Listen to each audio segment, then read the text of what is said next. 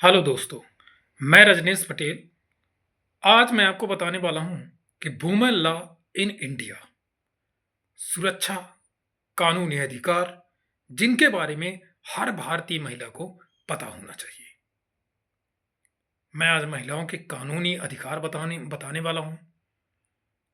इससे पहले आप सब लोगों को नमस्कार। आप सब लोग अच्छे होंगे, स्वस्थ होंगे, आपका दिन अच्छा होगा। आज के दौर में महिलाएं किसी मामले में पुरुषों से कम नहीं हैं। घर हो या कार्यस्थल, महिलाएं आज पुरुषों के साथ कंधे से कंधा मिलाकर खड़ी हुई है। ऐसा कोई कार्य क्षेत्र नहीं जहां महिलाएं अपना योगदान न दे रही हों। घर हो या बाहर, महिलाएं अपनी जिम्मेदारियों को बखूबी निभा रही हैं। लेकिन ऐसी कई वजहें भी हैं जिनकी वजह से उन्हें पुरुषों की तुलना ज्यादा समस्याओं का सामना करना पड़ रहा है। भारत की ही बात करें तो यहाँ हर मिनट एक महिला अपराध का शिकार होती है। फिर चाहे वो अपने घर पर हो, ऑफिस हो या फिर पब्लिक प्लेस, पर उनकी सुरक्षा पर हमेशा सवाल खड़ा होता है।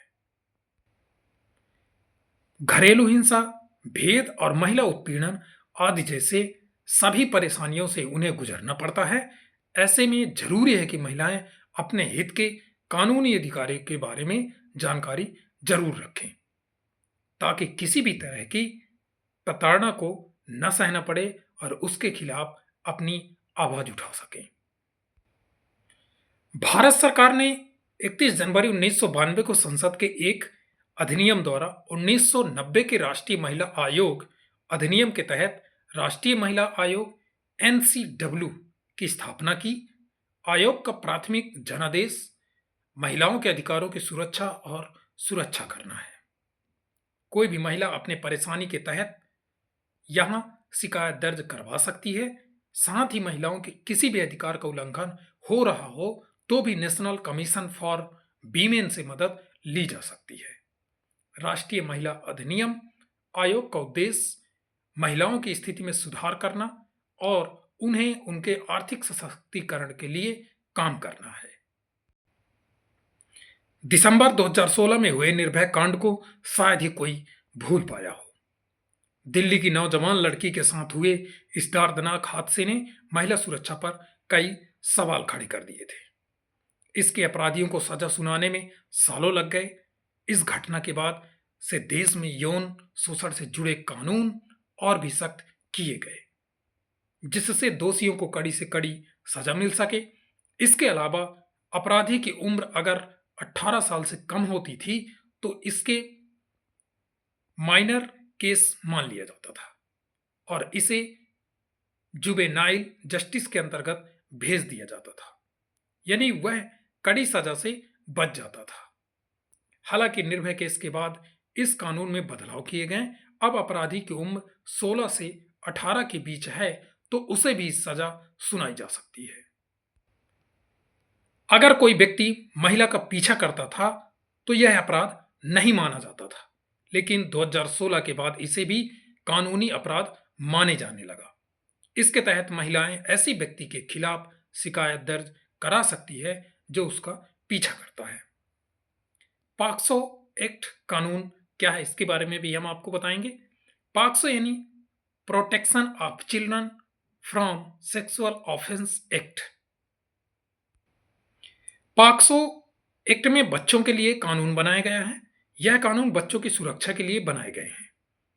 इस कानून को 2012 में लाया गया था।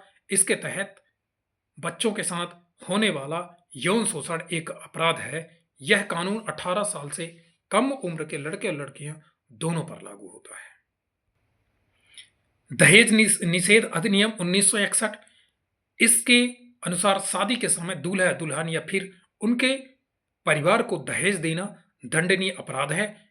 भारत में दहेज लेने या देने की प्रथा सालों से चली आ रही है। दूल्हे का परिवार आमतौर पर दुल्हन और उसके परिवार से दहेज की मांग करता है। सालों से चली आ रही इस प्रथा की जड़ें अब भी काफी गहराई तक पहुंच गई है। शहरों को छोड़ दिया जाए तो देश के ज्यादातर इलाकों में महिलाएं आज भी आर्थिक तौर से स्वतंत्र नहीं है। साथ ही तलाक के एक कलंक की तरह माना जाता है, जिसकी वजह से दुल्हनों को शारीरिक और मानसिक प्रताड़ना झेलनी पड़ती है। दहेज की मांग अगर शादी के बाद पूरी नहीं की जाती तो लड़की को परेशान किया जाता है, उसे मारा जाता है और यहां तक कि जान भी ले ली जाती है। दहेज प्रथा आज भी प्रमुख चुनौतियों में से एक है, जिससे हमारा समाज जूझ रहा है। इस अधिनियम के बाद महिलाएं खुलकर शिकायत दर्ज करवाती हैं, जिससे दूसरी महिलाओं को भी जानकारी के साथ हिम्मत मिलती है। भारतीय तलाक अधिनियम 1969। भारतीय तलाक अधिनियम के तहत न सिर्फ महिला बल्कि पुरुष भी विवाह को खत्म कर सकते हैं। पारिवारिक न्यायालय ऐसे मामलों को दर्ज करने, सुनने और निपटाने के लिए स्थापित किए गए हैं। मैटरनिटी लाभ अधिनियम 1861। मैटरनिटी क्या है, इसके बारे में भी मैं आपको जरूर बताऊंगा। यह अधिनियम महिलाओं के रोजगार और कानून द्वारा अनिवार्य मातृत्व लाभ को नियंत्रित करने के लिए बनाया गया है। इस कानून के तहत कामकाजी महिलाओं को 6 महीने के लिए मैटरनिटी लीव मिलती है। इस दौरान महिलाएं पूरी सैलरी पाने की हकदार होती है। यह कानून हर सरकारी और गैर सरकारी कंपनी पर लागू होती है। इसमें कहा गया है कि एक महिला कर्मचारी जिसने एक कंपनी में प्रेगनेंसी से पहले 12 महीने के दौरान कम से कम 80 दिनों तक काम किया है, वह मैटरनिटी बेनिफिट पाने की हकदार है, जिसमें मैटरनिटी लीव, नर्सिंग ब्रेक, चिकित्सा भत्ता आदि शामिल हैं। 1961 में जब इस कानून को लागू किया गया था तो उस समय छुट्टी का सिर्फ समय 3 महीने का हुआ करता था, जिसे 2017 में बढ़ाकर 6 महीने कर दिया गया। अगर किसी महिला के साथ उसके ऑफिस में या किसी भी कार्यस्थल पर शारीरिक या मानसिक प्रताड़ना किया जाता है तो उत्पीड़न करने वाले आरोपी के खिलाफ महिला शिकायत दर्ज कर सकती है।